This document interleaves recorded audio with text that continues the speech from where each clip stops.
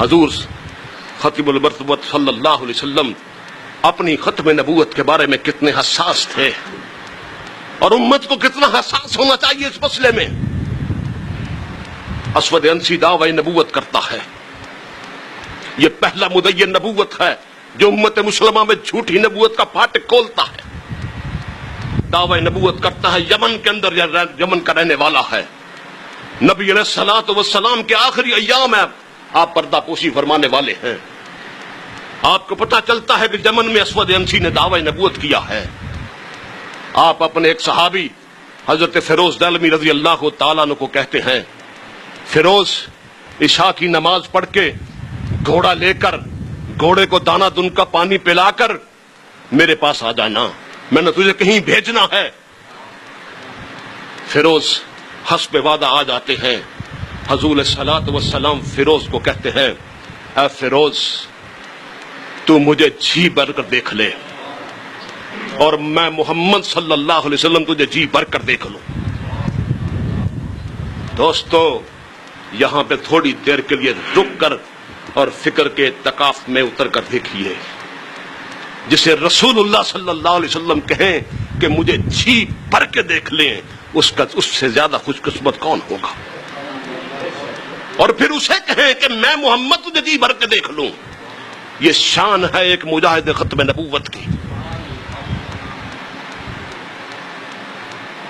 کہا فیروز یمن میں اسود انسی نے دعوی نبوت کیا ہے، مجھے اس کا قتل چاہیے۔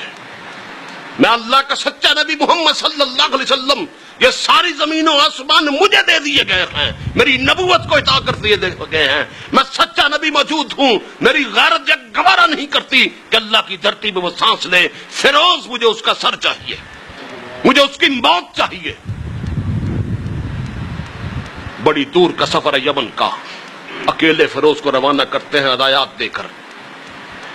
فیروز رضی اللہ تعالیٰ عنہ کمانڈو ایکشن کرتے ہوئے وہاں پر پہنچتے ہیں۔ ایک تو ہمارے کمانڈو ہیں نا جو بچیوں کو مارتے ہیں، وہ جھوٹے مدعیان نبوت کو جہنم وصل کرتے تھے۔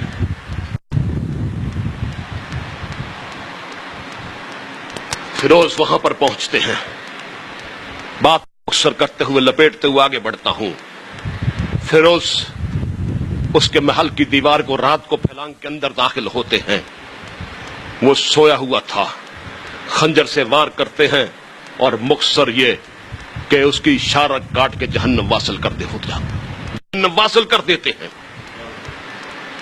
اب فیروز وہاں سے واپس آتے ہیں، اب ذرا میرے دوستو توجہ دیجئے، فیروز وہاں سے واپس آتے ہیں، سفر اتنا لمبا ہے، حضور علیہ الصلوۃ والسلام کا آخری وقت ہے۔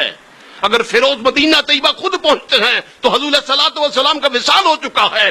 میرا اللہ خود اس مسئلے میں اتنا حساس ہے کہ اللہ نے جبرائیل کو بھیجا، جبرائیل آیا اور کہا یا رسول اللہ صلی اللہ علیہ وسلم آپ کا فیروز کامیاب ہو گیا۔ آج تخت ختم نبوت، آج دار ختم نبوت۔